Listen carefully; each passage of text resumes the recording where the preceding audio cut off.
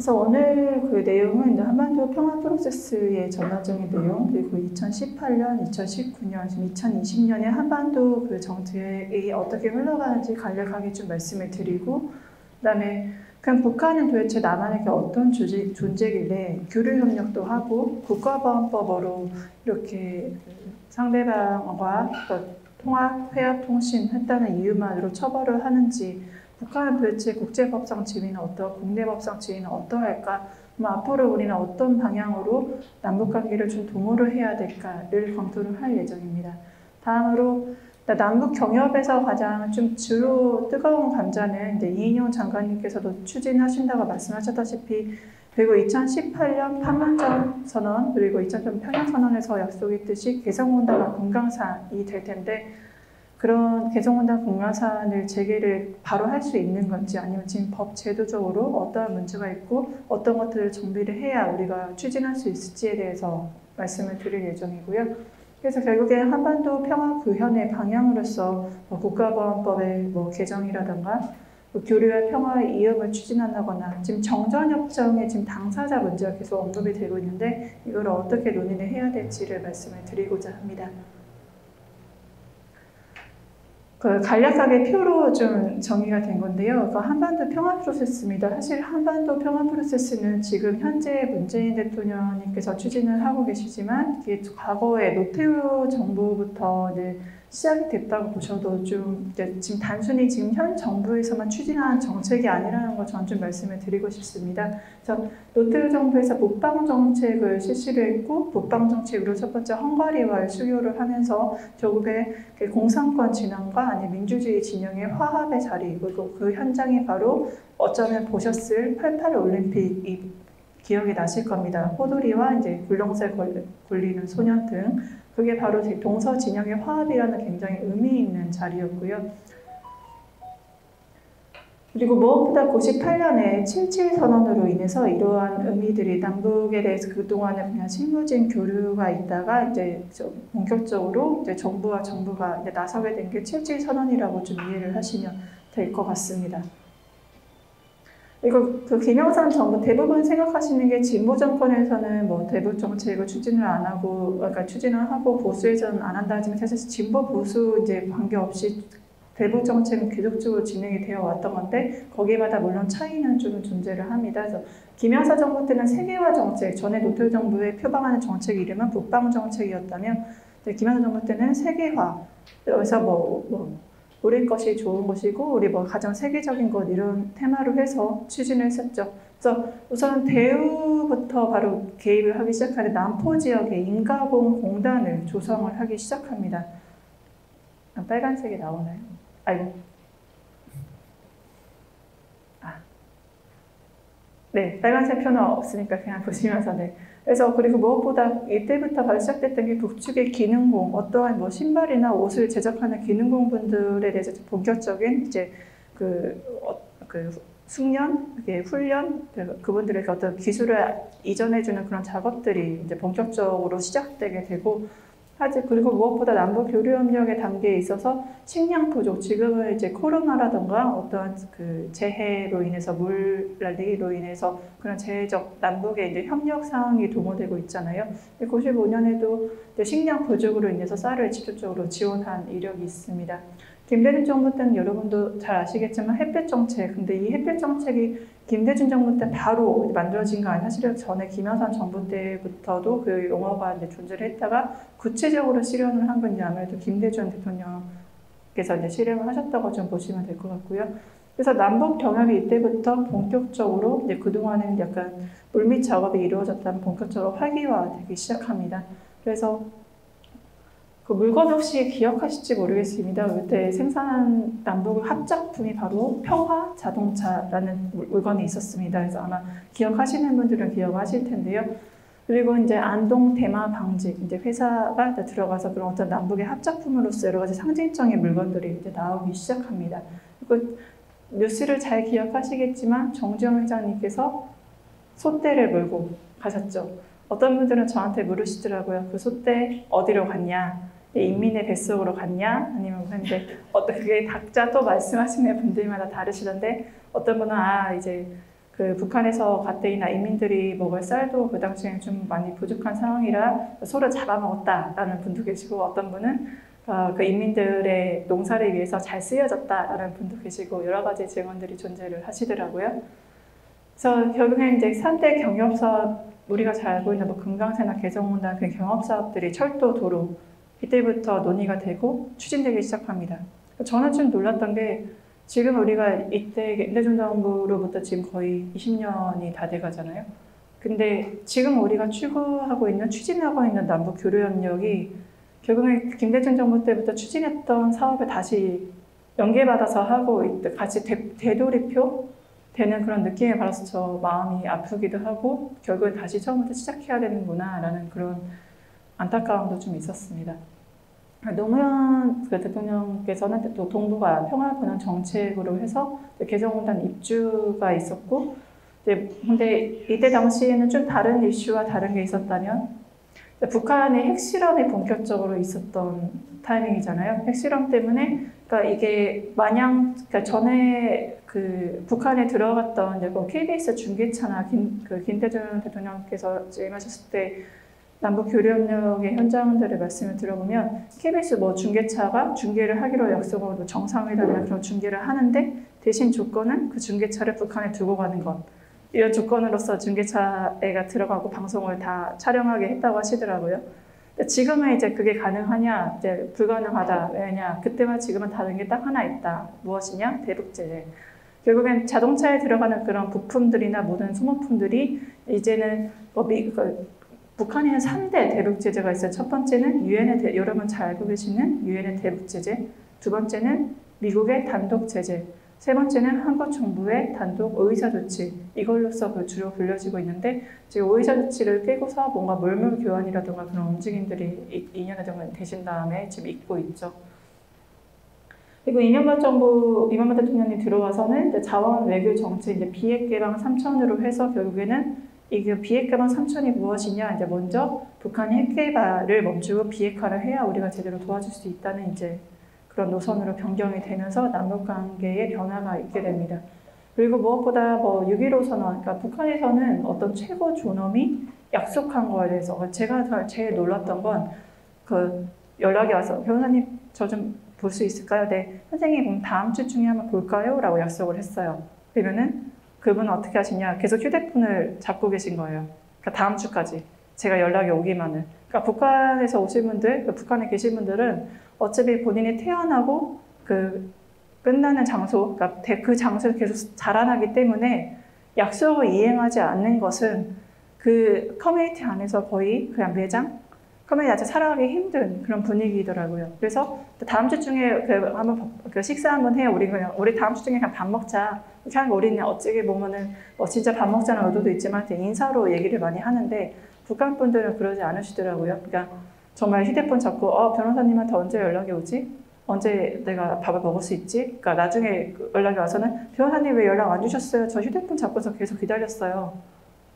결국에는 지금 최근에 남북 연락사무소 폭파라든가 북한이 굉장히 강경한 입장을 보이는 게 2018년도 분명히 북한의 최고 지도자와 남한의 대통령이 약속을 했는데, 개성공단 금강산 약속했는데 아무것도 이행하는 게 맨날 얘기를 하면 미국 핑계 되는 것 같고 이행하는 게 없다 보니, 그동안에 저희가 이 약속 이행 안 했던 건 사실 6.15나 14선언이나 그 과거에 했던 약속들이 제대로 이루어지지 않다고 이제 북한에서 판단을 했기 때문에 결국엔 극단적으로 연락사무소 폭파까지 저는 간 게 아닌가. 북한 사람들 특성상 약속을 정말 그러니까 신뢰를 항상 구축한다고 우리가 평화 프로세스, 신뢰 프로세스 여러 가지 테마로서 각 정부에서 얘기를 했지만, 정말 신뢰를 쌓고 싶으면 단 하나, 약속을 이행하면 된다. 지금까지 우리가 북한과의 약속을 이행하지 못해서 지금 이러한 남북관계의 경세까지 오게 된 게 아닌가라고 저는 좀 생각을 합니다. 근데 박근혜 대통령께서는 유라시아 이니셔티브로 해서 냉전 전체적으로 한마디로 북한의 비핵화를 남북 관계가 아니라 주변국까지 같이 연계해서 주변국과 연계를 한 북한의 비핵화 추진, 주변국과의 신뢰 추진을 하셨잖아요. 그래서 결국에 이때는 가장 기억에 남는 개성공단이, 그래도 이명박 대통령까지는 있었던 개성공단이 이때 중단이 되고 철수를 하는 그런 씬들을 여러분들 기억하실 거라고 생각합니다. 마지막 이제 문재인 대통령께서는 이제 평화 번영의 한반도 신경제지도 아무래도 EU 모델을 모델로 하신 게 아닌가 싶은데 EU가 맨 처음에 석탄 공동체로 출발을 했잖아요. 그러니까 결국에 경제 공동체로 EU 그룹이 출발을 하다가 정치, 경제, 사회, 문화로 발달을 한 것처럼 아마 그런 EU 모델을 두고서 그렇게 한반도 신경제 모델을 개발을 하신 게 아닌가라는 생각을 합니다. 결국에는 정말 역동적이었습니다. 평창 올림픽 관련해서는 여러 가지 이야기를 재밌는 이야기 들을 수 있었는데 평창 올림픽이 결국엔 계기가 됐고 그 전까지는 정말 경색 모드였던 게 갑자기 이제 화해 모드로 풀어졌죠. 그리고 삼지연 악단의 공연도 우리가 볼 수 있었고 또 평양에 방문할 수도 있었고요. 그래서 2018년에는 사실은 우리가 한 글자로 2018년도로 요약을 한다면 평화 국면, 한반도의 평화 국면이 열렸다라고 그거를 정리할 수 있을 것 같습니다. 그때 이후부터 다시 철도 도로에 대한 다시 연결 사업이라든가 모든 정부 부처 각기 판문점 선언을 어떻게 법적으로 효력화할 것인가, 철도 도로를 어떻게 실질적으로 이을 것인가, 사전 답사라든가 그런 모든 것들이 이루어졌던 시기가 바로 2018년도가 아닌가 싶고요. 2019년도는 잘 아시겠지만 북미 정상회담이 이제 있었고 그게 결렬이 결국에 하노이에서 됐잖아요. 하노이에서 결렬이 됐을 때 사실 그때도 제가 방송 참여했을 때 너무 마음이 아팠던 게 트럼프 대통령이 당시에 하노이에 와 있는데 하노이에 와 있지 않는 느낌이 들었어요, 저는. 왜냐하면 본인이 우선 이제 특검이 나와서 이제 증언을 하고 본인 탄핵 움직임이 본국에서 있는데 과연 북한과의 관계를 진심으로 개선하고 동북아의 평화를 위해서 트럼프가 그렇게 할 마음의 여유가 있었을까? 되게 전 얼굴에서 조급함이 보였었거든요. 불안했었고 결국에는 그런 불길한 예감이 맞아떨어져서 결국에는 아무것도 결과물을 이루지 못하고 하노이를 떠났어야 했던 그런 아픈 기억이 있죠. 다들 김정은 위원장도 사실은 그 할아버지 이제 그때 65시간 동안 기차를 타고 오는 것들이 굉장히 이슈화 됐었고 왜 저런 모습을 보이는 걸까? 결국엔 할아버지의 그런 액션들 이제 주머니에 재킷에 손을 넣는 것들, 할아버지 같은 풍채, 그다음에 외양 그런 것들을 적어도 북한에서는 김정일 위원장에 대한 거는 몰라도 김일성에 대해서는 김일성 주석에 대해서는 존경하고 진짜로 그 사망했을 때 울었던 게 어떤 분들은 연기다 그런 분도 있으시지만 진짜 종교와 같이 진심을 울었던 분들도 상당수 있었던 걸로 알고 있어요. 그러니까 그런 할아버지 이미지를 잘 알고 있기 때문에 하노이 회담에 참가하는 과정에서도 그런 그 할아버지의 모습, 할아버지 기차 타고 배타국과 갔던 그 여정 그대로 밟았던 게 아닌가. 그 액션들도 그 경제 시찰하는 것도 할아버지가 갔던 그 루트로 갔던 게 아닌가. 무엇보다 밑에 수뇌부에서 이번 하노이 회담은 잘 될 거다. 우리가 0번만 양보를 하면 스몰데이 빅딜이 주된 논의였잖아요.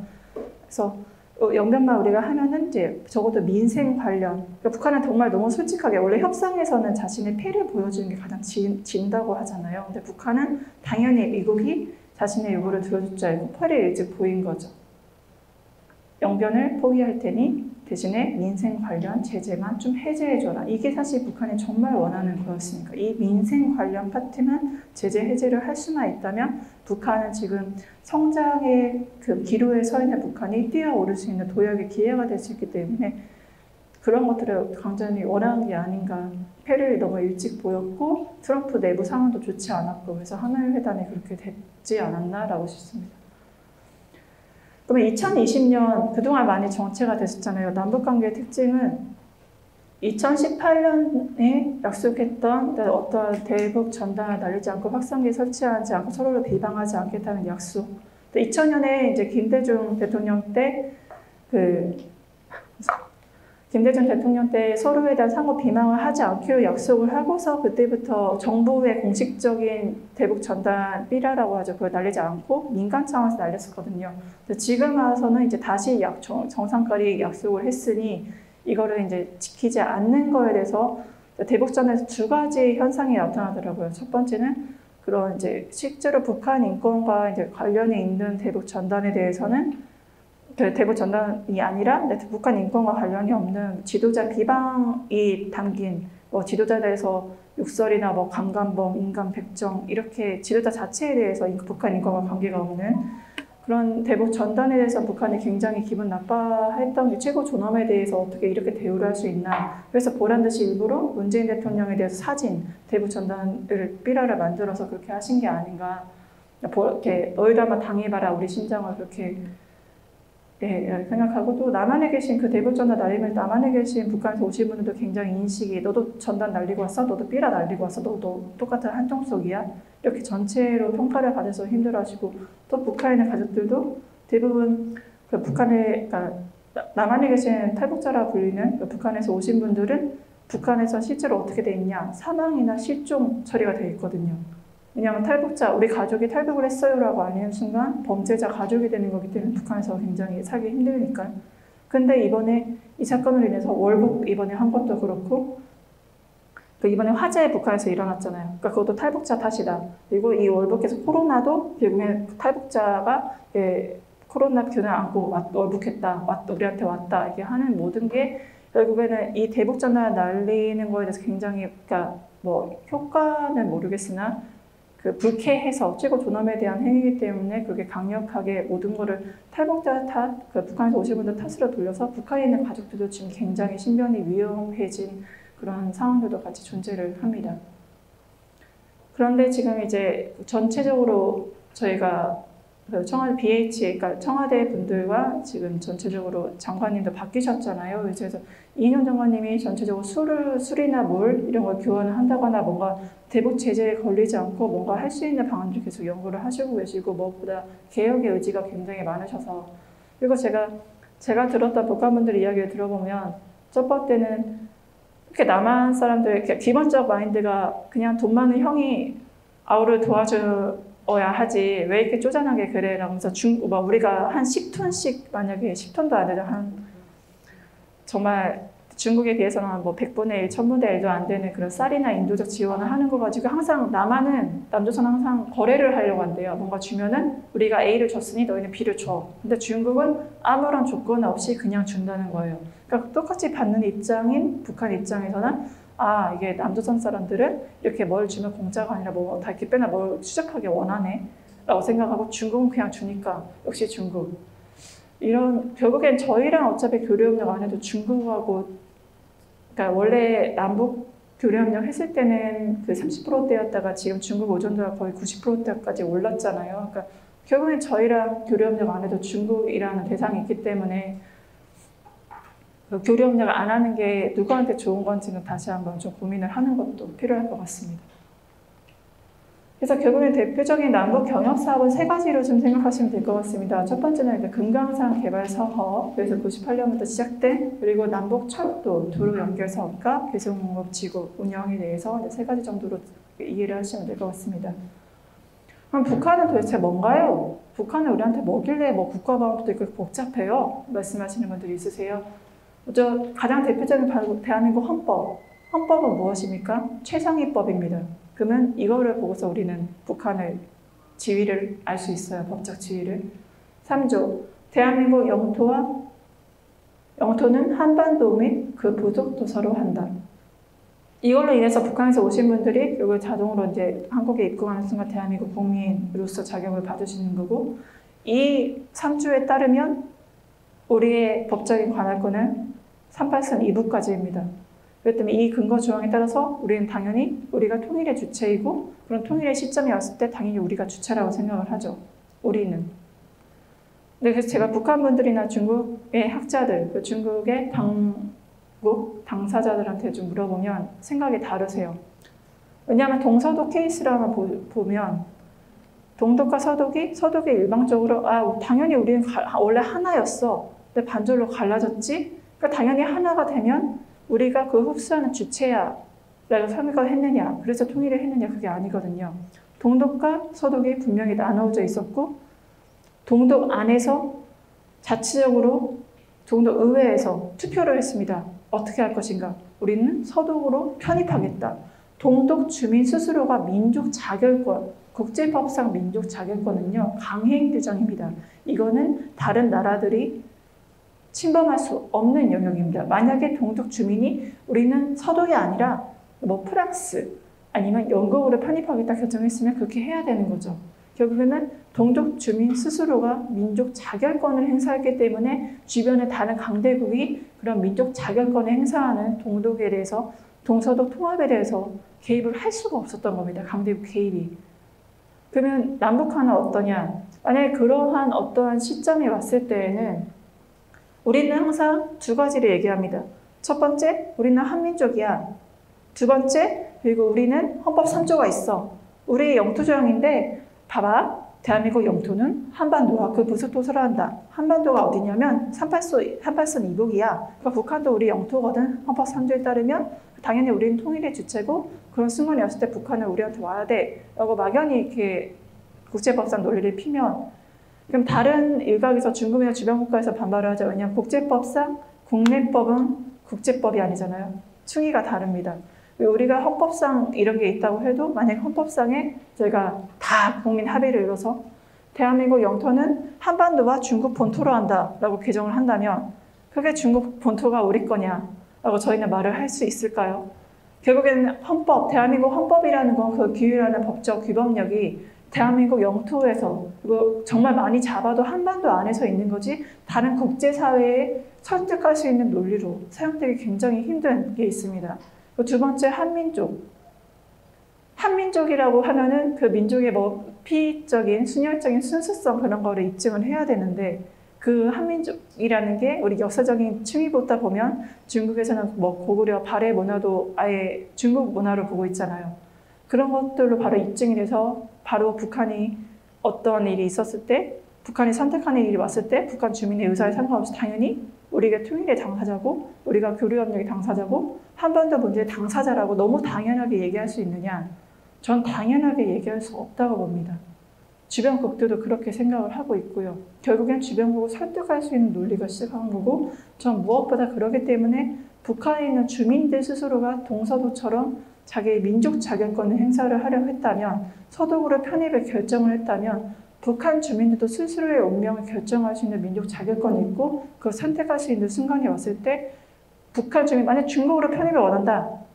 야 무슨 소리야 헌법 3조가 있는데 우리한테 와. 저희는 못한다는 거죠. 주변 강대국이 가만히 있지 않습니다. 그래서 저는 북한에 있는 사람들, 남한에 있는 사람들, 남한에 있는 사람들 가족들이 북한에 있는 가족들과 연락을 하잖아요. 그러면 야 너 남조선 미리 내려갔잖아. 남조선 생활 어때?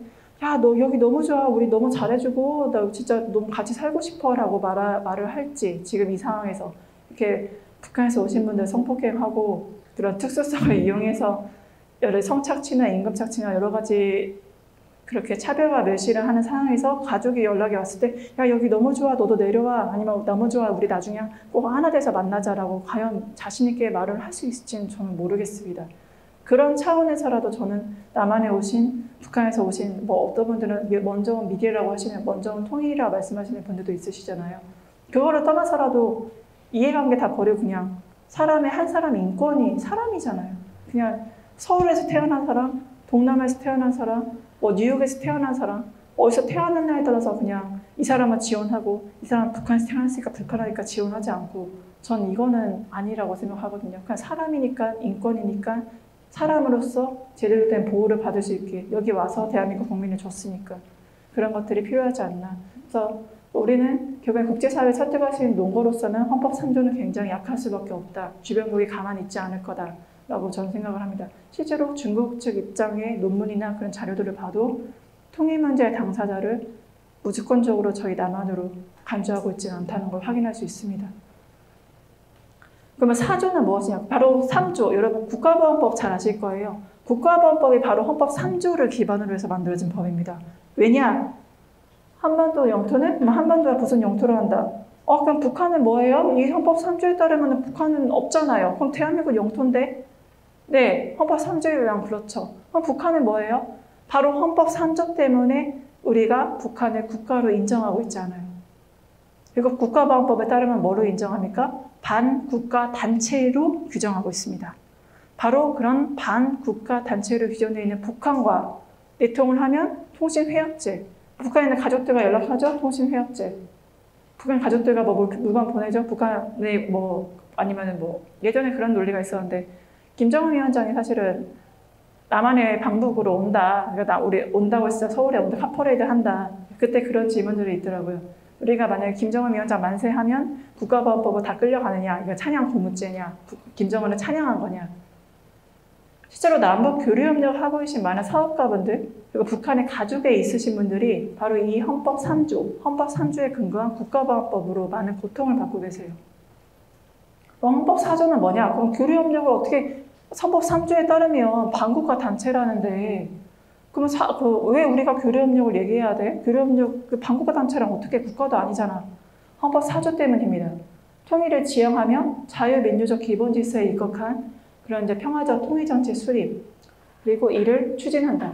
한마디로 헌법 3조에 의하면 국가보안법의 반국가 단체가 되면서도 헌법 4조에 의하면 평화통일을 지향하기 위한 화해협력의 동반자가 되는 거죠. 도대체가 뭡니까? 헌법상 서로 충돌하는 거 아니에요? 3조는 반국가 단체라면서요. 우리 영토라면서요. 4조는 화해협력의 동반자라면서요. 이게 왜 충돌되는데 문제가 되지 않나요? 당연히 그렇게 보이실 수 있죠. 그래서 이거 어떻게 해석하느냐.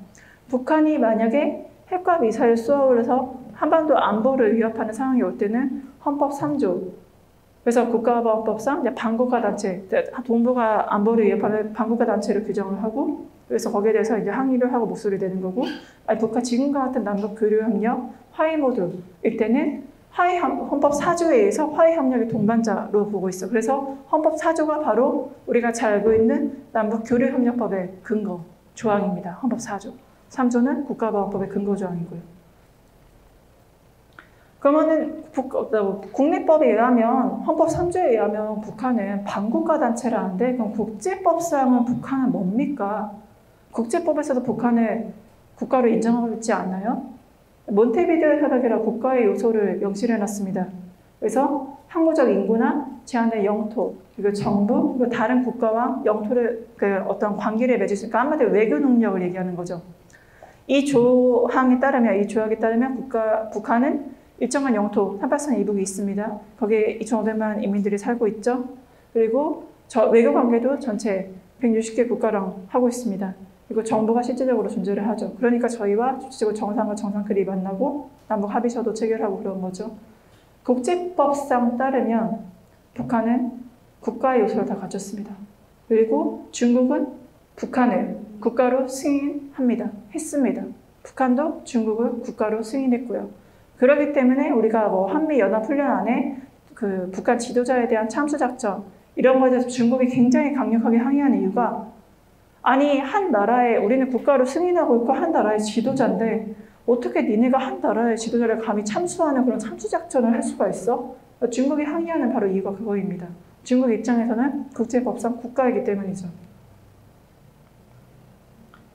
그래서 그게 남북 관계를 그럼 어떻게 정의를 해야 될까요? 헌법 3조에서는 반국가 단체라고 하고 4조는 화해협력의 동반자라고 하는데 대법원에서는 이렇게 판결하고 있습니다. 그래서 결국엔 대화와 협력의 동반자이면서도 아까 말씀드린 대로 반국가 단체, 그러니까 이거를 이중적 지위라고 합니다. 그래서 아까 말씀드린 대로 핵과 미사일 쏘아릴 때는 반국가 단체의 성격이 좀 더 강한 거고 지금과 같은 화해협력의 모드일 때는 그 화해협력의 동반자로서 기능을 하는 그런 북한은 남한이 북한에게 부여하는 지위는 이중적 지위가 있다. 그걸 우리가 용어로 어떻게 부르냐? 남북한 특수관계론이라고 한다라고 이해를 하시면 될 것 같습니다.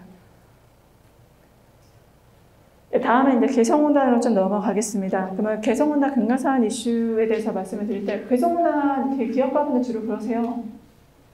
정말 너무너무 하고 싶어 하세요. 사장님, 왜 개성공단 이렇게 재개를 원하십니까? 너무 정치적으로도 불안정하고 문제가 많지 않아요? 우리 남한에는 기술과 자본력이 있다. 북한에 굉장히 좋은 노동력이 있다. 이것이 결합된다면, 왜냐하면 생각해보세요. 한반도 지도가 있어요. 대부분 지금 공장들이 다 어디가 있나요? 의료나 그런 것들이? 동남아로 가 있습니다. 물건을 시루로 갔다가 다시 한국으로 와야죠. 그럼 물류 비용이 엄청납니다. 근데 가까운 개성으로 하면 어때요? 물류 비용 훨씬 적어지죠. 거의 없죠. 교통이기 때문에. 그런 물류 비용이나 모든 전반적인 수준 그런 걸 봤을 때는 개성공단에서 그리고 남북 민족이 하는 게 좋지 않나. 실제로 이제 개성공단은 그럼 효과가 어떤 효과가 있을까라고 했을 때, 그때 대북전단 얘기도 나왔지만, 대부분 북한 분들이 남한 사람들이 잘 산다는 거 안 돼요. 선생님 그거 어떻게 알아요? 그랬더니, 중국을 통해서 한국 드라마나 그런 거 많이 보고요. 두 번째는 개성공단 통해서 사실 남조선 사람 다 잘 사는 거 알고 있습니다. 우리들끼리 소문이 다 이미 나 있습니다. 그러시더라고요. 그러니까 한마디로 개성공단이나 금강산, 남과 북이 접촉하는 어떤 접촉점이 있다면 서로에 대해서 아는 거죠. 북한도 남조선 인민들이 이렇게 잘 사는구나. 우리도 북한은 이런 시스템으로 움직이는구나. 서로를 이해할 수 있는 장이 되는 게 바로 이런 접촉점, 개성공단, 금강산이었던 거죠. 그래서 그 기업가분들 항상 말씀하시는 건 남한의 자본, 북한의 노동력, 그래서 국제적인 경쟁력을 갖출 수 있지 않나. 지금까지 동북아 지역에, 동남아 지역에 이렇게 공장을 설치하고 수많은 물류 비용을 많이 소요를 했다면 이제는 가까운 북한 지역에 바로 육로로 뚫어서 가는 게 하나의 그런 거점 기지로서 기업의 이익도 생산하고, 혹시 기억하실지 모르겠는데 한때 지금 혹시 길 가시다가 창고 물품 정리해서 옷, 특히 등산 의류 정말 싸게 팔잖아요. 그게 뭐냐면 바로 개성공단에서 대부분 이렇게 생산하셨다가 처분을 지금 못하신 물품들이, 그래서 우리가 갑자기 보면 어느 순간 기억하실지 모르겠는데 마늘이 되게 싸진 적이 있었습니다. 왜 그러냐? 개성공단 사는 사람들, 그러니까 금강산 교류협력 하면서 그 지역에 있는 북한 사람들이 야, 우리도 좀 먹게 살게 해줘. 뭔가 해줄 거 없냐? 라고 요청을 하신 거예요. 그러니까 그냥 개성공단과 금강산 거점만이 아니라 그 옆에 그 비닐하우스도 새로 다 지어주신 거예요. 농사를 지을 수 있게 기후에 상관없이. 그러니까 비닐하우스 지어주니까 거기서 또 생산되는 걸로 또 남한에 들어오고. 그리고 또 제주도에서 마늘 가격이 왜 싸졌냐?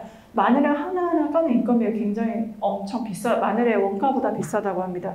그래서 그 마늘을 제주도에서 넓은 농장에 생산을 해서 북한 개성 그쪽에 근교에 사시는 분들한테 보내는 거예요. 그분들이 또 집에서 열심히 까세요. 가서 할당된 물량을 채우면 이제 남한으로 다시 보내는데, 그렇게 하는 비용이 남한에서나 아니면 동남아로 보내는 비용이 훨씬 더 저렴하다고. 그래서 우리가 갑자기 옷들이 싸진 적이 있었고, 마늘이 싸진 적이 있었고, 어떤 물품이 갑자기 왜 이렇게 저렴하지? 싸네? 라고 했던 건 사실 이 개성공단과 금강산 유역에서 생산을 하고 배부되었던 그런 물품들이었던 겁니다. 그러니까 우리들도 사실 그 혜택을 집에서 보고 있었던 거죠. 우리도 몰랐지만.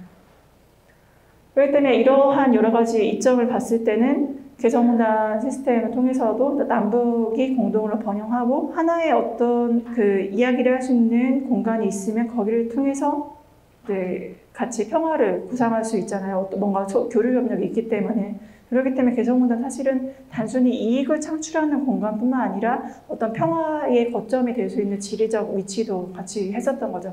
무엇보다 잘 아시겠지만 개성공단이 정말 김정일 위원장이 엄청 큰 결단을, 거기가 원래 군 부대가 있었던 자리잖아요. 근데 그거를 정말 개성공단 이렇게 딱 찍어서 추진을 하려고 하니까 10분 양보를 해서 그 군 부대를 다 산쪽으로 빼고 그 개성공단을 활용하게 한 거거든요. 원래는 군대에서 군부에서 엄청 반대했다고 하더라고요. 왜 우리 군부대를 굳이 노출시켜 우리가 이동을 하냐, 이 공간을. 근데 그거를 그냥 장악하고 바로 개성공단을 활용하게 했다는 그런 것도 있어요. 10분 정말 많이 양보를 했던 게 개성공단 자리라고 할 수 있습니다.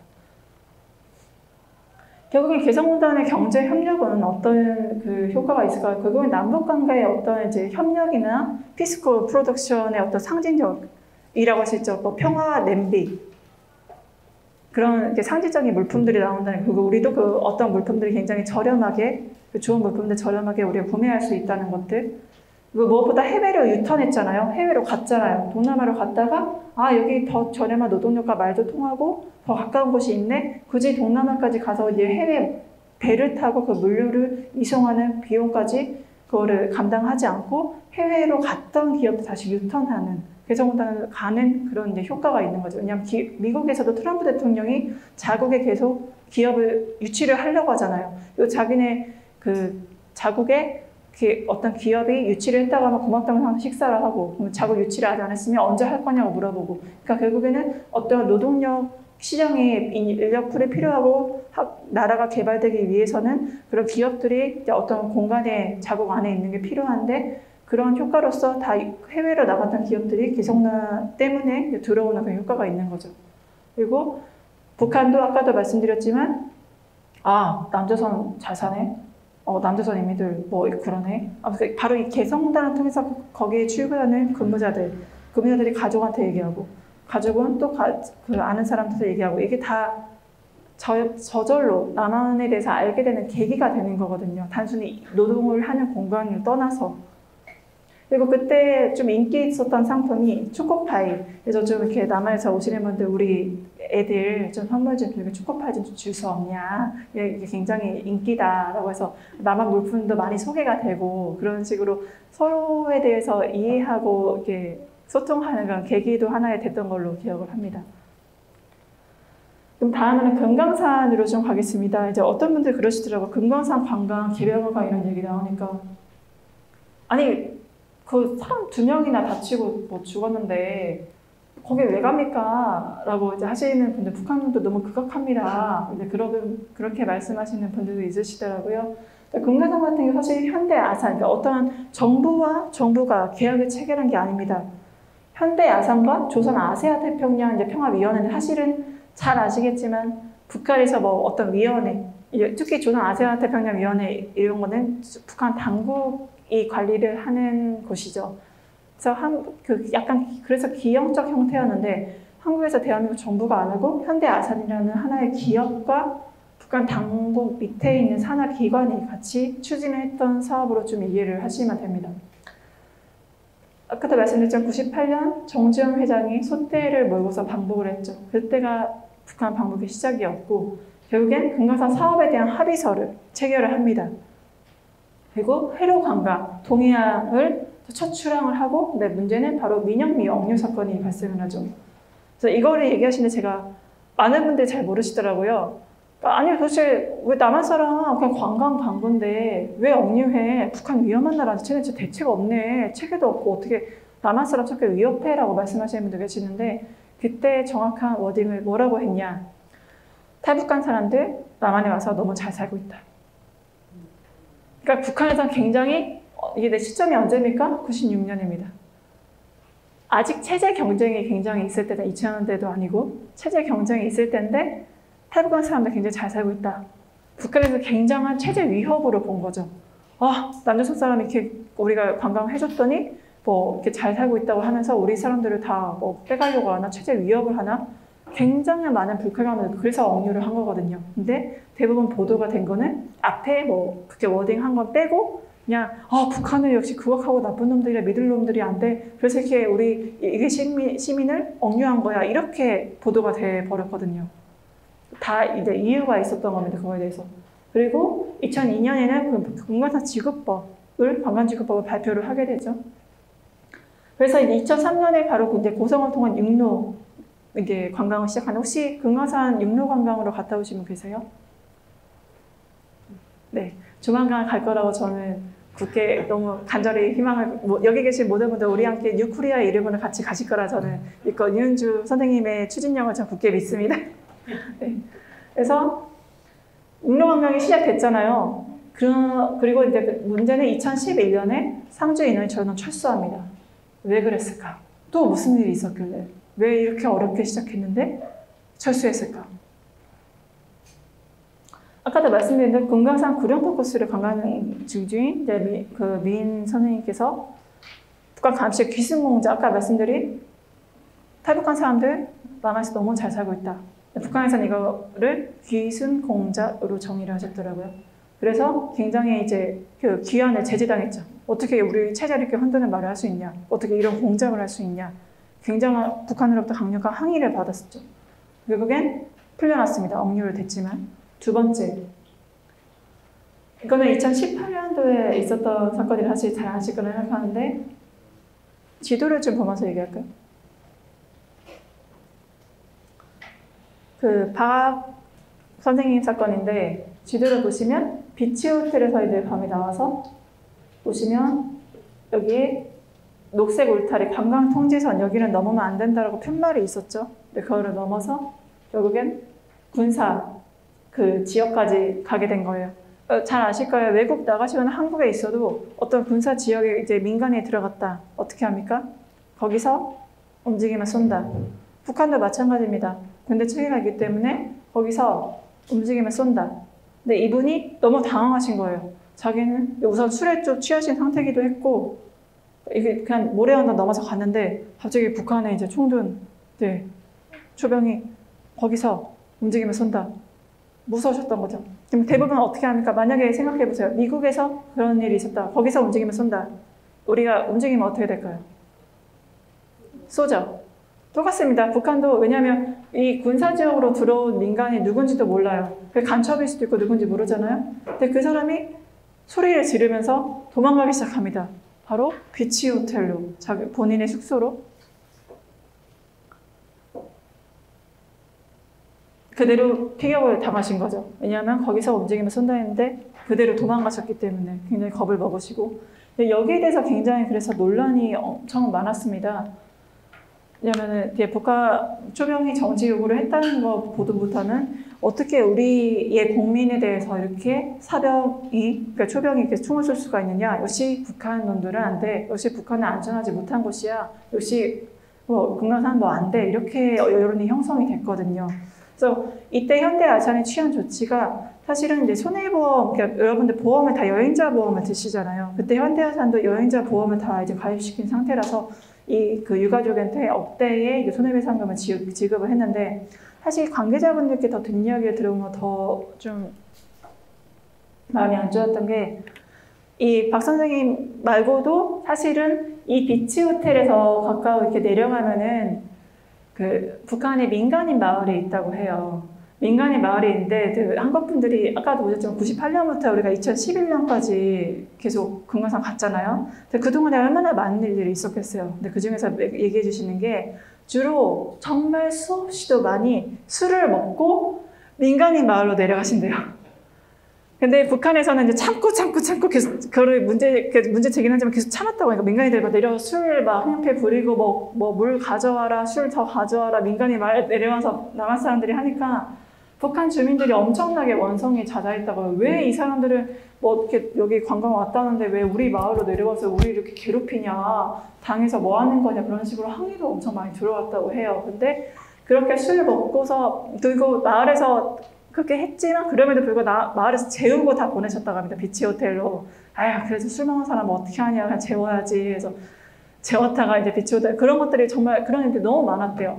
많았는데 왜 우리가 그렇게 남한 사람들 배려하고 우리가 그 이민들한테 그 많은 고충을 준 거에 대해서 조금도 보도를 안 하고 왜 이렇게 우리가 분명히 거기서 정지 요구를 했는데 초명의 입장에서는 자기가 그 사람을 놓치면 간첩일 수도 있고 누군지 모르잖아요. 그럼 본인이 다 책임을 져야 되니까 왜 발포에 대한 책임만 지느냐고 북한은 굉장히 강력하게 좀 반발이 있었다고 합니다. 하여튼 그 사건은 현대 아산에서 손해배상금을 지급을 하고 이제 좀 무마가 됐던 그런 사건입니다. 결국에 두 건의 사건 모두 제가 북한 분들 만나면서 느꼈던 게 원인을 제공하면 안 돼요. 그러니까 제가 저한테 했던 게 이 두 가지 사건 모두가 첫 번째 억류 사건과 이 두 가지가 하나는 이제 군사 지역으로 들어오신 거고 하나는 뭐 탈북했던 분들 남한에서 너무 잘 살고 있다. 그러니까 북한이 말하는 귀순 공작을 한 거잖아요. 북한에서 그 쓰잖아요. 그게 체제를 흔든다고 북한은 굉장히 막 불쾌하고 막 그랬죠. 그러니까 우리가 거기 제가 한 20년 동안 북한에 여행을 다닌 여행가분한테 좀 여쭤봤어요. 유럽 분이셨는데 북한은 여행하기 어때요? 뭐 치안도 너무 좋고 북한이 정해준 룰에만 따르면 세상에서 가장 안전한 나라예요. 저한테 그러시는 거예요. 근데 거기 간 사람들이 그 나라에 분명히 법이나 문화가 있는데 그걸 따르지 않고 무시하고 남한 사람들이 좀 더 액션을 취했기 때문에 이러한 비극적인 사건들이 일어난 게 아닌가. 분명히 저는 현대 아산 측에서도 관광 만약에 재개가 된다면 무조건적인 남북 어떠한 뭐 계속 영상 띄우면서 상징적인 걸로 그냥 보여주지만 마시고 가기 전에 교육 이게 가서 술을 먹고 행패에 부리면 굉장히 이게 남북 간의 문제가 된다. 그러니까 철저한 교육을 한 다음에 저는 가야 된다고 생각해요. 다른 나라 가서 만약에 다른 나라 프랑스나 영국 가서 우리 그랬다 봐요. 그 나라가 가만히 있었을까요? 그러니까 적어도 저는 어떤 나라나 어떤 곳에 간다면 거기에 대한 최소한의 예의는 갖춰야 되는 게 아닌가라고 좀 그런 교육들이 선행이 되고 그 다음에 재개가 돼야 되는 게 아닌가라고 생각합니다. 이 사건들을 봤을 때요. 그래서 아까 얘기했지만 먼저 원인을 제공하는 게 먼저 저한테 폭행을 먼저 상대방이 때려서 본인이 때렸대요. 그러니까 본인은 정당방위래요. 근데 내가 왜 경찰서 가서 신고를 받고서 왜 내가 취조를 당하는지 저한테 물어보시더라고요. 선생님, 남한 법에서는 뭐 누가 먼저 때리는 게 상관없이 선생님도 때리시는 순간 폭행으로 처벌을 받습니다. 그런 법이 어딨냐고. 먼저 상대방이 나한테 뭔가를 했으면 나도 한 거다. 기본적인 생각이 그렇게 생각하시더라고요. 그러니까 그 북한 입장에서도 이번에 남북 연락사무소 폭파한 것도 너희들이 2018년 했던 약속 안 지켜서 우리가 이런 거다. 그리고 이번에 금강산 뭐 계속문화 다 그런 것도 너희들이 약속을 안 지키고 너희들이 체제를 흔들려고 하고 너희들이 법을 안 지켜서 군사 분계선 들어오는데 도망가 버려서 그런 거다. 아마 그렇게 생각하고 이런 행동들을 한 게 아닌가라고 저는 생각을 합니다. 그래서 어디를 가든지 그곳의 논화나 법은, 규율은 지켜진다면 앞으로 이런 불미스러운 일은 생기지 않지 않을까라고 생각을 합니다. 그러면은 이 신변보장 문제를 어떻게 해결을 해야 될까? 사실 법조문에 약간 애매모호합니다. 그래서 문제가 되었던 거긴 한데요. 뭐 신변보장이 바로 10조 개성 금강산지구 출입이나 체류 합의서에 대한 이제 조문입니다. 그래서 10조를 보시면 위반 정도에 따라 경고나 범칙금을 부과하거나 아니면 남측 지역으로 추방을 한다. 그리고 무엇보다 북측이 바로 조사하게 되어 있거든요. 엄중한 위반 행위. 좀 떠오르세요? 엄중한 위반 행위가 뭘까? 어떤 게 엄중한 위반 행위일까요? 혹시 떠오르는 게 있으세요? 상대방 비방하는 거. 그러니까 지도자 비방.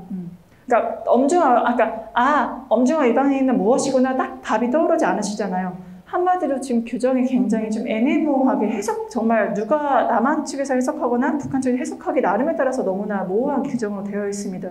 그래서 이제 그런 신변보호 조치에 대해서 개정이 되어야 되는 게, 그리고 남한 주민에 대해서 형사 사법권도 행사보다 그냥 범칙금이나 경고 이런 거를 부여하게 돼 있고, 무엇보다 가장 큰 문제가 북측이 일방적으로 조사를 합니다. 북측이 조사할 때 문제가 뭐냐? 우리는 헌법상 변호인의 주력을 받을 권리죠. 아무리 죄를 지은 사람이라도 북한에서 문제가 생겼어요. 그럼 변호인이 옆에 붙어서 이 사람은 이러이러한 이유에서 그렇습니다. 어떠한 조사 과정에서의 인권 유린을 막아야 되는데 북한이 그냥 일방적으로 조사를 하게 되어 있지 변호인의 조력을 받을 수 있는 그런 여지가 없습니다. 그래서 이거에 대해서 법 조문 개정이 분명히 필요하고, 그리고 무엇보다 북한이 일방적으로 조사하기 전에 남측 당국에 당사자가 있을 거 아니에요. 그럼 관리자도 같이 관여를 해서, 아니 얼마나 무섭겠어요. 북한에서 다 조사들어 다 북한 사람이에요. 혼자가 남한 사람이고, 물론 본인이 잘못했다 하더라도 본인이 조력도 받지 못하고 남측 당사자 말통한 사람 아무도 없으니까 그 조사 자체가 사실 공포잖아요. 그런 것들의 인권 유린을 막기 위해서 그런 조치들, 법 조문의 개정이 분명히 필요하다고 저는 생각하고, 아까 말씀드린 대로 엄중한 위반 행위가 도대체 무엇일까? 이건 북측이 해석하는 여지, 남한이 해석하는 여지에 따라 너무나 라인이 다를 수 있기 때문에 그 용어 엄중한이라는 용어 자체가 그것에 좀 더 구체적으로 명시를 할 필요가 있다. 그래서 나중에 이런 신변보호 문제가 생겼을 때 거기에 대해서 실제적으로 개성 금강산에 출입을 하시는 분들이 전혀 자신의 신변을 걱정하지 않고 어떤 문제가 생기더라도 우리 남한에서 대한민국에서 도와준다. 나는 이제 그 문제가 크게 되지 않을 걱정 없다는 그렇게 마음에 안심을 하셔야 관광하고 싶으시죠. 갔는데 북한이 일반적으로 조사하고 뭐 법적인 변호인 조력도 못 받고 혼자 조사받으면 굉장히 공포스럽잖아. 누가 그거를 감수하면서 관광을 하겠어요. 관광을 즐거우려고 하는 건데. 그러니까 이런 법적인 이제 개정이 저는 필요하다고 생각합니다. 먼저 지금 되기 전에, 된 후에는 이미 사건이 벌어지면 안 되니까 예방적으로 이런 검토가 필요하다고 생각을 하고, 그리고 이제 또 개정 공문안에 정보 교환과 협력이 있거든요. 근데 여기서 사실 이런 북한과 남한의 뭐 신변보호나 상대방 지역 출입이나 그런 정보를 서로 주고받게 그 합의서 내용이 돼 있는데, 이거에 대해서 관련한 위원회 그런 것들 체결하게 되는 그게 없어요. 아직 어떤 체류 합의서 정보 교환과 협력 공동위원회를 구성한다는 게 있는데 실질적으로 그게 구성해서 지금 하고 있지 않습니다. 그러니까 북한과 문제가 생겨도 남한과 북한의 공동위원회가 없기 때문에 그거에 대해서 공동위원회에서 결정한 사항으로 어떻게 그 다음 단계를 추진할 수 없는 그런 한계가 있습니다. 그래서 그런 것들도 검토가 지금 필요할 것으로 좀 보입니다. DNG에 대해서 많이 물어보시더라고요. 아니 그러면은 DNG 대한민국 헌법 3조가 한반도민 부속 영토니까 그냥 통과하면 안 돼요? 우리 땅이잖아요. 정확하게 오늘 말씀드리겠습니다. DMZ는 우리가 한국 전쟁을 했잖아요. 국제 조약에 의해서 규정된 비무장지대 영토입니다. 한국 지도상으로는 한국과 북한의 영국으로 되어 있지만 영토로 되어 있지만 사실 그 한국 전쟁 이후에 그런 정전협정에 의해서 국제 규범에 의해서 그게 제한이 사용이나 그런 예를 들어서 확성기 있죠. 정전협정으로 인해서 확성기 절대 설치하면 안 돼요. 적대행위 하면 안 되거든요. 근데 지금까지 그게 설치되었다가 이제서야 2018년도 돼서야 철거됐잖아요. 사실 정전협정에 따라서 확성기 그 DMZ 유역에 설치하면 안 되는 거거든요. 지금까지 서로 체제 선동 때문에 그게 전전협정을 무시하고 계속 활용이 되었던 거죠. 그래서 지금 정부에서 추진하는 건 한반도 신경제지도 전체 3가지 라인으로 이해를 하시면 되고 접경지역이나 환서해, 환동해로 가고 있지만 러시아가 간절히 원하는 게 바로 이쪽 낮은 선봉 지역이거든요. 낮은 선봉 지역은 사실 법적으로만 따지자면 대북 제재 유역에서는 대북 제재 대상이 아닙니다. 러시아가 항의를 하죠. 아니 여기 낮은 선봉 대북 제재 지역도 아닌데 왜 남한 정부는 이렇게 의지가 없냐? 니네가 돌파를 해서 같이 러시아랑 남한이랑 북한이랑 뭔가 할 생각을 해야지 왜 무조건 안 된다고 하냐라고 이제 러시아는 계속 항의를 하고 있는 상황이죠. 그래서 저는 그 북한에서 오신 여성분들 주로 성폭행 사건을 많이 하지만 제가 다루는 사건 중에서 그 다음 비중이 많은 게 사실 국가보안법 사건입니다. 왜냐하면 남한 사람들은 사실 북한 사람 직접 연락할 일이 많이 없어요. 대부분 남북 교류협력 사업을 하시는 분들, 대북 사업 하시는 분들 이외에는 사실 거의 없으시기 때문에 북한에 있는 가족들과 연락을 하고 북한에 있는 가족들을 인질로 해서 보이부를 통해서 연락이 오는 거는 바로 북한에서 오신 분들입니다. 그럼 그분들은 바로 북한에 고향이 있고 북한에 가족이 있고 거기에 연락했다는 이유만으로 국가보안법 위반 사범이 되는 거예요. 그분들과 연락했다는 통신회합죄, 뭐 물건 주고받아 뭐 김정일 뭐 했다면 뭐 찬양고문죄 여러 가지로 국가보안법 아직까지도 냉전 시대의 사물이 살아있는 게 국가보안법입니다. 국가보안법이 어떻게 만들어졌냐? 제한헌법 만들어지고 형법도 없었어요. 형법도 없는 상태에서 만들어진 게 국가보안법이거든요. 왜냐? 국가보안법 그 모태가 뭐냐? 바로 뚝딱 맞는 거냐? 아닙니다. 일본의 치안유지법에서 가져왔습니다. 일본의 치안유지법이 뭐냐? 그때 조선에서 그 어떤 공산주의 운동 아니면 독립운동 하는 사람들을 탄압하기 위해서 만든 게 바로 치안유지법이에요. 거기서 수많은 그 조선인들, 선조들이 그 법에 의해서 굉장히 강력하게 처벌이 됐고 그 희생되어 갔거든요. 근데 그 악명 높은 치안유지법을 그대로 가져와서 모티브에서 만든 게 바로 국가보안법입니다. 그 국가보안법은 분명히 재헌의회가 만들어서 약속한 게 있어요. 이거는 그때 법무장관 한 말이 이거는 한시적인 법이다. 형법이 만들어지면 분명히 없어질 거다.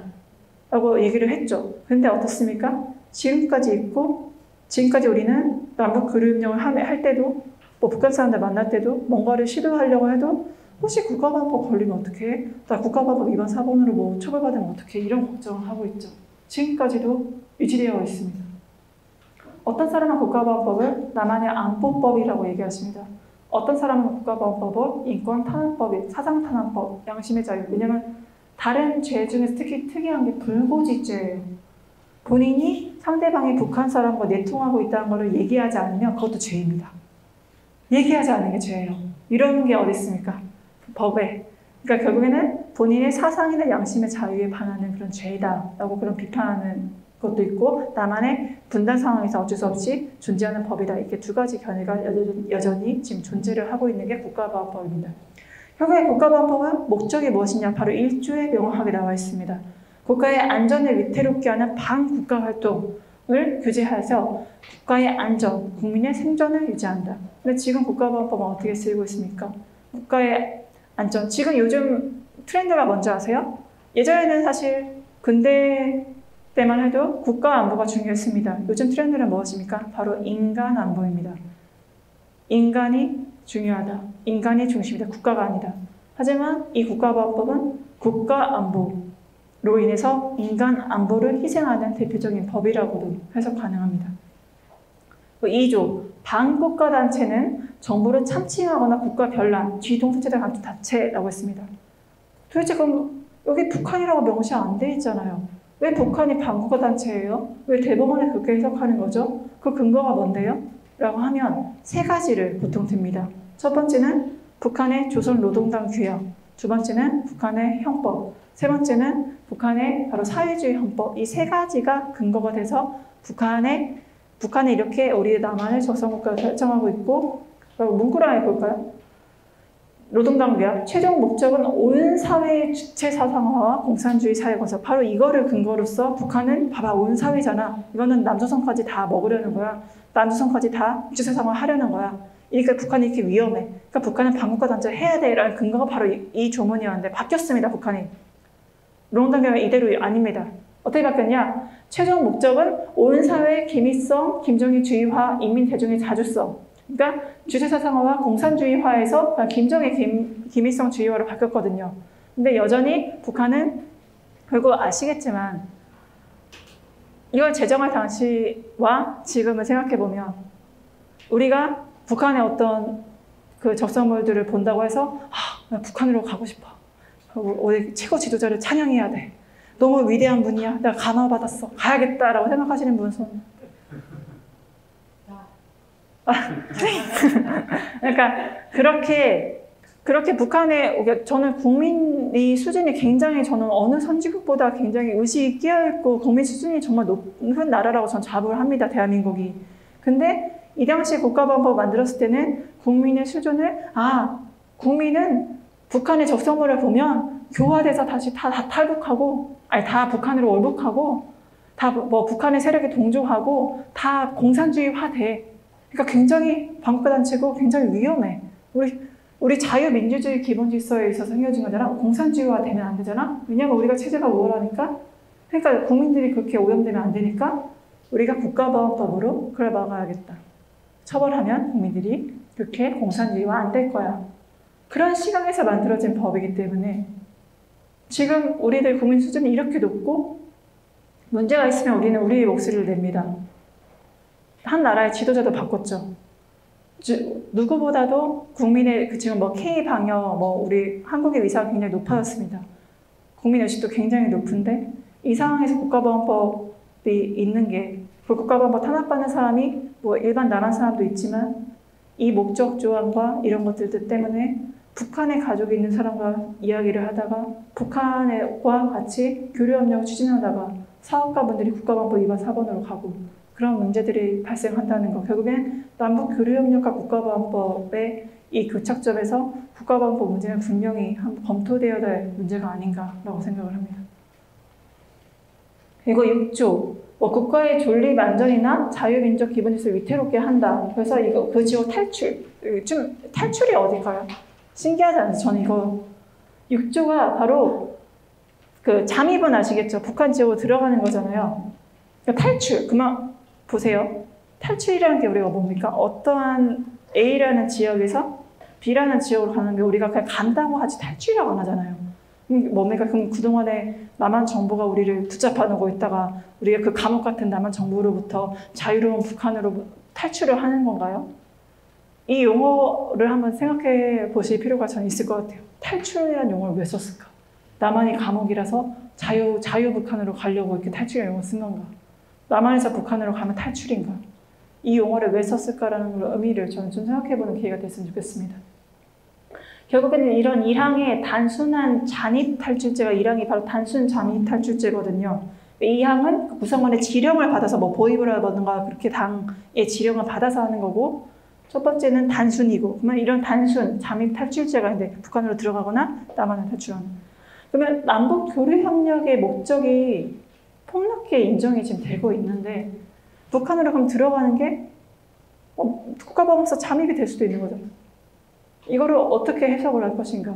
결국은 이게 활발하게 남북 교류 협력이 된다면 이 국가보안법의 잠입 탈출죄 또한 굉장히 그거를 남북 교류 협력을 저해하는 하나의 그 조항으로서 활용될 수 있다.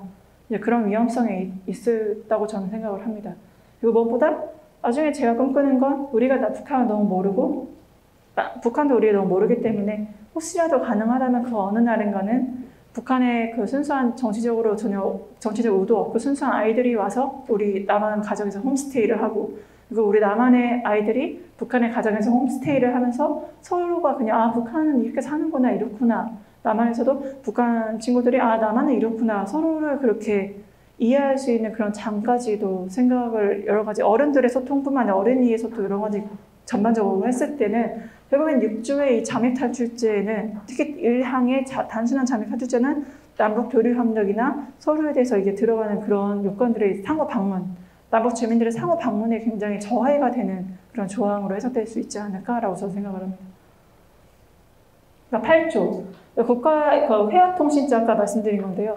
그러니까 결국에는 이게 뭐 반국가단체 구성원, 반국가단체는 결국엔 북한이니까 북한의 구성원이나 아니면 그 지령을 받은 자와 연락한 것만으로 10년입니다. 웬만한 형법상 중범죄보다 훨씬 세요. 이거 미수범까지 처벌합니다. 미수 하지 않았어도 그쳤어도. 그렇기 때문에 굉장히 이제 북한의 잘 아시겠지만 북한의 경제 주체가 무엇입니까? 대부분 북한의 정부입니다. 민간이 거의 없다고 봐야죠. 북한에서는. 그러면 경제 주체 사실 국가기관 소속인데 그럼 북한의 경제 주체와 국가기관 소속 그 어떤 사람들과 같이 교류협력하기 위해서 이렇게 내통을 한다, 연락을 한다. 이 자체만으로 만약에 이거를 그대로 회합통신 적용하면 북한 사람과 회합통신 연락한 거 맞잖아요. 이 조항에 따르면 10년 이하, 10년까지 때릴 수 있는 거예요. 그렇기 때문에 굉장히 이거는 엄격하게 아, 너 연락했구나. 10년. 웬만한 성범죄보다 셉니다. 남북 교류협력 자체에 얼마나 심각한 저해가 있겠습니까? 이걸로 처벌을 받으면. 그렇기 때문에 저는 이 8조도 회합통신제도 분명히 재검토, 특히 회합통신제로 주로 북한에서 오신 분들이 많이 이 죄에 많이 저촉이 되세요. 국가보안법 위반 사범이 되시는 이유 중에 하나도 바로 이 8조가 굉장히 많이 기여를 하거든요. 예를 들어서 북한에 가족이 있고 북한의 가족인데 대해 보위부 통해서 북한 가족과 연락을 받으면 그 보위부 간부가 연락을 했으니 넌 8조에 위반돼서 국가보안법 위반 사범이다.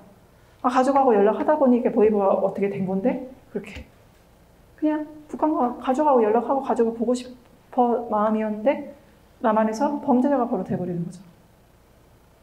그래서 그리고 무엇보다 우리가 교류 협력이 뭐 어떤 북한의 지령을 받고 북한의 주체 사상을 너무 받들고 북한이 너무 위대하고 하니까 지령을 받들어서 남한에서 뭐 이렇게 폭동을 일으켜야겠다 라는 생각이 있으실 분이 저 얼마 될지 잘 모르겠습니다, 사실은. 그런데 문제는 교류 협력의 당사자들에게 이런 회합통신제 자체를 그냥 연락했다는 것만으로 10년을 때려버리면 누가 연락을 하면 누가 교류 협력을 무슨 걸고 합니까? 감옥 간다는데. 그래서 그냥 이게 어떤 지령을 받아서 어떤 정치적 목적으로 하는 게 아니라 그냥 사교적으로, 의례적으로 하는 것이다 라는 거를 좀 강화를 시켜서 남북 교류협력 활성화를 위해서라도 이 8조도 적극적으로 좀 검토돼야 될 필요가 있는 조항이라고 저는 생각을 합니다. 결국에는 이인영 장관님께서 북한의 술, 남한의 설탕, 물물 교환의 첫 성사될 지금 바로 직전에 있는데 대북 제재를 피하기 위해서 이제 물물 교환을 하는 거잖아요. 장기적으로는 어떤 분은 그런 의견도 있어요. 북한의 술을 다시 만들려면 그 많은 곡물이 필요하잖아요. 그럼 그 곡물이 지금 많이 없는 상황인데 술로 교환을 하면 그게 부담이 될 수도 있으니 차후에는 그런 다른 물품을 개발하는 게 어떠냐라는 제안도 있으시더라고요. 근데 우선은 지금 남북 교류협력이 전혀 안 되고 소통이 안 되고 있는 상황이니 이제 대북 제재를 최대한 하지 않는 그 라인에서 시도를 하는 것 같습니다.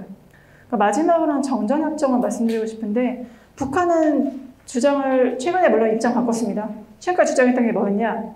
정전협정의 당사자는 남조선이 아니다. 중국, 미국, 우리다. 남조선은 정전협정 사인 안 했다. 당사자국이 아니다. 그래서 우리와 같이 이거를 얘기할 수 없다는 게 북한의 최근까지 입장이었다가 최근에 이제 좀 중국의 설득으로 바뀌었습니다. 그래서 북한, 중국, 남북으로 이제 주체로 좀 이제 바뀌어서 지금 논의가 되고 있어요. 미국하고 계속 중국하고 같이. 근데 또 61항 같은 경우는 좀 전 개정이 돼야 한다고 보는 게 반드시 적대 쌍방 사령관들의 상호 합의를 거치도록 되어 있거든요. 이 62항은 공동으로 접수하는 그리고 평화적 해결을 위해서 대체적 해결 효력을 가진다고 했는데 그러니까 쌍방이 공동으로 접수하고 적대 쌍방들의 합의가 우선돼야 됩니다. 분명히 61항과 62항에 따라서 결국에 그렇다면 남북교류협력 활성화를 위해서 도대체 우리가 어떻게 해야 되느냐? 그걸 봤을 때는 정전협정 자체가 아까도 말씀드렸지만 휴전선 안에서 어떤 적대행위 금지, 그래서 확성기도 사실은 원래 안 되는 거 같고 이제 이번에야 철거한 거고 어떤 적대행위 자체, 체제 선전물로 활용을 금지하고 있고 민간인 출입도 금지하고 있거든요. 전협정에 따라서. 그렇기 때문에 이거는 이제 의왕갈등이 얘기하는 게 적극적 평화가 있고 소극적 평화가 있습니다. 결국엔 소극적 평화가 바로 이게 하지 말라는 거 하지 않는 거. 그리고 그 지금 상태의 현상을 유지하는 게 소극적 평화라고 한다면 그 적극적 평화는 거기서 좀 더 나아가서 진정한 평화 구현을 위해서 어떤 액션을 취하는 게 그 적극적 평화라고 볼 수 있죠. 우리는 소극적 평화 단계에서 지금 머물 것이냐. 그리고 지금 남북관계 이렇게 분단돼 있고 유엔사가 있고 지금 이 상태가 소극적 평화. 우리는 여기서 만족하고 그대로 갈 것인지 아니면 추후에 한반도 평화, 동북아 평화를 위해서 적극적 평화를 추진할 것인지 그거에 대한 고민을 하고 추진, 정전협정 당사자에 대한 고민과 그 DMZ를 지금까지 DMZ 활용이 안 됐던 게 바로 정전협정 때문이잖아요. 민간인 출입도 안 돼, 뭐 어떤 적대물도 안 돼. 그러니까 적대물은 당연히 설치 안 하죠. 하지만 민간인 출입도 지금 막고 있었습니다. 그럼 적어도 DMZ가 어떤 평화공원, 평화적인 장소로 사용이 되려면 민간인이 들어가야 되는 거잖아요. 그러니까 적어도 민간인을 만약 출입하게 하려면 첫 번째 작업은 바로 61조 상호 합의, 상호 적대 상반 사령관들의 당사자국들의 합의가 일차적으로 해서 이 정전협정 내용을 개정을 하여 아니면 변화시켜서 상호 합의하에 민간인 출입을 규제했던 거를 이제 풀어줘서 진정한 DMZ가 평화의 공간을 거듭날 수 있도록 하는 작업도 필요하지 않나라고 저는 생각을 합니다. 결론적으로 국가보안법에 대해서 이제 목적조항이라든가 회한통시죄나 뭐 그런 것들 말씀드렸는데 잠입탈출 이거에 대해서 다시 한번 우리는 남북교류협력을 하기 전에 이런 작업들 재검토가 필요하고 그다음에 이제 교류와 평화의 이음 그래서 아까도 말씀드린 결국에 한반도 신경제 지도가 유럽 모델 유럽의 그 경제 EEC 모델로 출발해서 지금의 EU 모델로 같듯이 우리도 하나의 이제 경제 협력 모델로 시작해서 나중에 정치, 문제, 사회, 문화의 협력적인 모델로 나아가는 게 지금 현 정부의 기조라고 저는 생각을 합니다. 그래서 무엇보다 평화 체제 이행이 참 중요하죠. 다들 말합니다. 평화 조약 체결하면 되는 거 아니야? 아니요. 다른 나라 사례를 한번 보면 평화 조약을 많이 체결했어요. 근데 평화는 실제적으로 이행되느냐? 아닙니다. 왜 그러냐? 차이는 딱 한 가지입니다. 평화를 관리하는 기구가 있었느냐, 없었느냐에 따라서 실제적으로 평화가 이룩된 나라도 있었고 평화조약, 전쟁 후에 대부분 평화조약, 정전협정, 평화조약이 체결되는데 그게 바로 단기적으로 연기되는 게 평화관리기구가 있었으면 그게 연기가 됩니다. 근데 거기 실컷 정전협정하고 평화조약 체결해도 평화를 직접 관리할 수 있는 기구를 따로 상정하지 않으면 그냥 평화협정 말 그대로 그냥 종이입니다. 종이와 글씨입니다. 그래서 우리에게 평화협정 중요하죠.